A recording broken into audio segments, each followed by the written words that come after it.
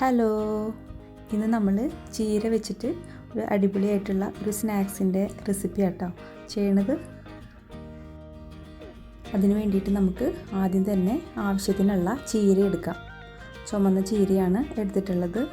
ഇനി ഇത് നമുക്ക് നന്നായി ചെറുതായിട്ട് അരിഞ്ഞിട്ട് ഒരു പാത്രത്തിലേക്ക് ഇടാം. ഇനി അതിലേക്ക് ചെറുതായി അരിഞ്ഞിട്ടുള്ള സവാള, കറിവേപ്പില, കടലമാവ്, കുറച്ച് അരിപ്പൊടി, മഞ്ഞൾപ്പൊടി, മുളക് പൊടി,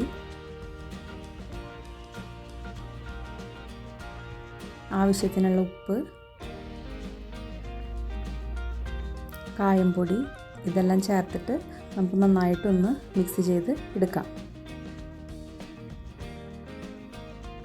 ഇതെല്ലാം കൂടി നന്നായിട്ട് മിക്സ് ചെയ്തതിന് ശേഷം നമുക്ക് ഇതിലേക്ക് ആവശ്യത്തിന് കുറേശ്ശെ വെള്ളം ചേർത്തിട്ട് ഒന്ന് കുഴച്ചെടുക്കണം.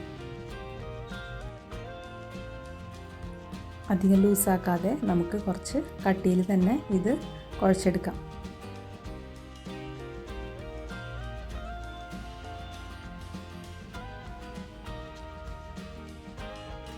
ഇതേ പാകത്തിൽ വേണം നമുക്ക് ഇത് കുഴച്ചെടുക്കാനായിട്ട്.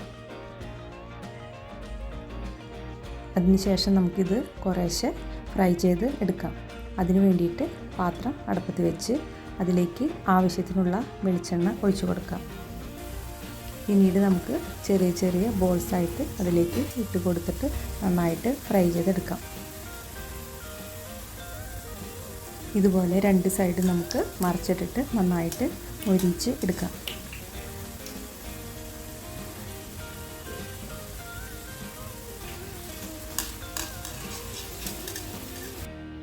അങ്ങനെ നമ്മുടെ ചീര വെച്ചിട്ടുള്ള സ്നാക്സ് റെഡി ആയിട്ടുണ്ട്.